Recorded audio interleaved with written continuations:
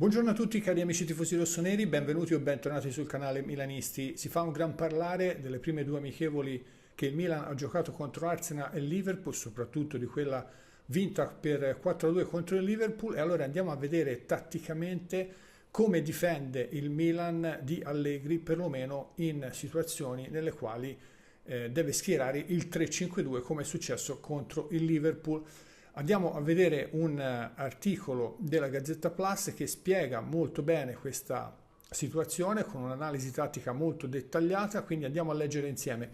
La linea a 5, il doppio lavoro di Pulisic e Saelemaekers, i vantaggi per Tomori e Pavlovic. Le prime due amichevoli dicono che il Milan è diventato una squadra da difesa a 3.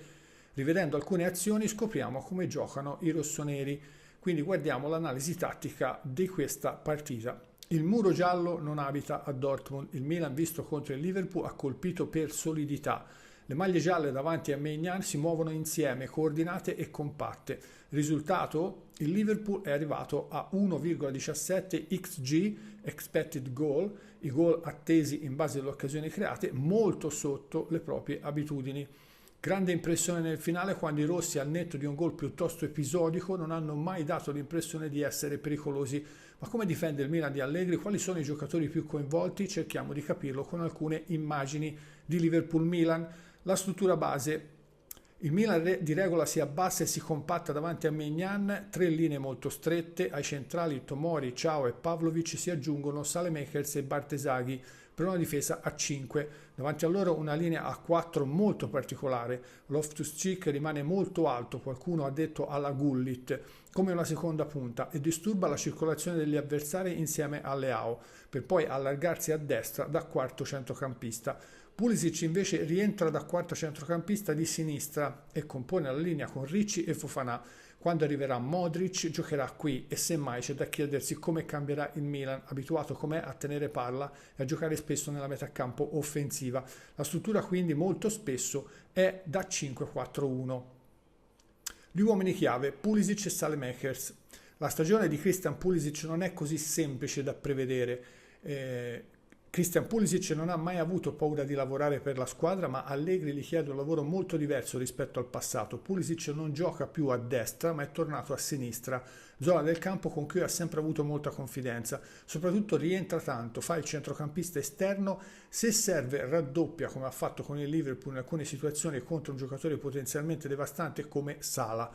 Per lui la vita è più difficile. Dall'altro lato del campo Alexis Saelemaekers è chiamato a un doppio ruolo, difendere da quinto e ripartire in contropiede, sfruttando le sue caratteristiche migliori di corsa ed efficacia offensiva. Difficile trovare un giocatore che possa fare questo doppio lavoro come lui. I movimenti, come aggredisce Tomori. Alcuni movimenti di squadra e dei singoli sono più interessanti di altri. Tomori e Pavlovic hanno licenza di rompere la linea per essere aggressivi su un avversario che si sposta per ricevere palla tra le linee. I centrali difensivi in questo sistema possono concedersi più licenze e più errori perché sono più protetti, possono aiutarsi e proteggere la porta in cielo e in terra. Tomori e Pavlovic poi sono più forti da braccetti che in una linea a 4, mentre Gabbia e Ciao hanno centimetri e il piede per giocare da centrale.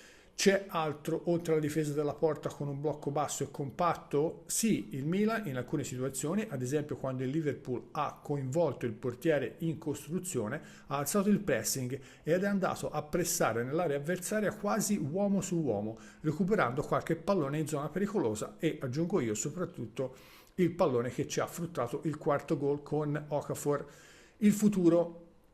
Il Milan in tournée è diventato una squadra da difesa a 3 e questo può avere effetti anche sul mercato. Una domanda su tutte, sicuri che non serva un quinto centrale? Contro l'Arsenal e il Liverpool Allegri ha puntato tutto sulle ripartenze ed è stato logico, gli avversari erano più forti e la stagione è appena cominciata.